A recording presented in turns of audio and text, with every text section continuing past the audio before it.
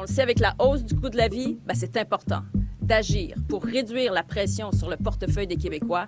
Cette entente nous le permet. Ça, c'était le 17 août dernier. Christine Fréchette a annoncé une entente entre Québec et Terre-Neuve-Labrador, en compagnie notamment du premier ministre canadien Mark Carney, concernant l'épineux dossier de Churchill Falls.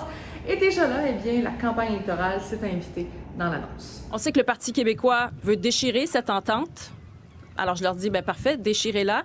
Mais qu'est-ce que vous proposez aux Québécois? Est-ce que c'est nécessaire que la CAQ soit réélue pour que l'entente finale voie le jour? Je pense que oui. La CAQ qui veut miser sur le changement et mettre plus d'argent dans les poches des Québécois. Et d'ailleurs, il y a eu cette nouvelle également au début du mois de juillet. La CAQ a été rebaptisée Équipe Christine Fréchette, Coalition Avenir Québec. Ça s'inscrit dans le virage qu'on fait au niveau de la gouvernance. Puis le Parti québécois n'a pas attendu non plus le début de la pré-campagne pour proposer des idées.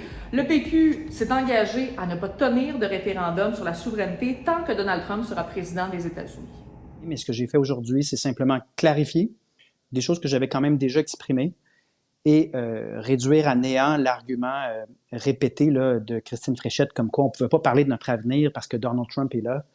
Là, c'est complètement écarté. Le parti s'est aussi engagé à abolir Santé Québec, qui est une agence qui a été créée en 2023 par la CAQ.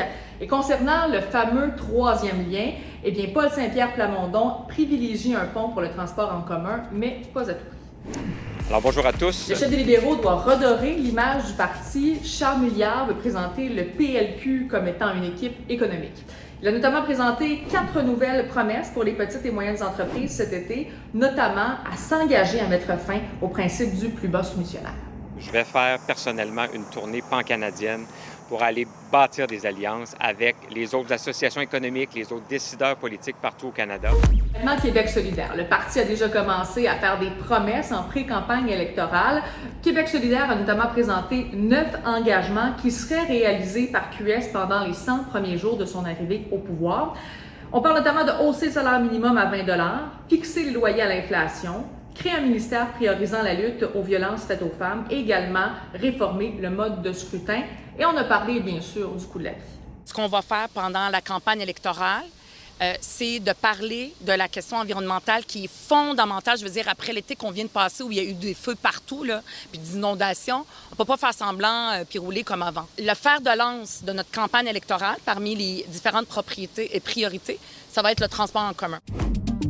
C'est une élection très importante pour le Parti conservateur du Québec qui souhaite faire élire ses tout premiers députés. Déjà, Éric Duhem y est allé avec des promesses lors de cette pré-campagne électorale cet été.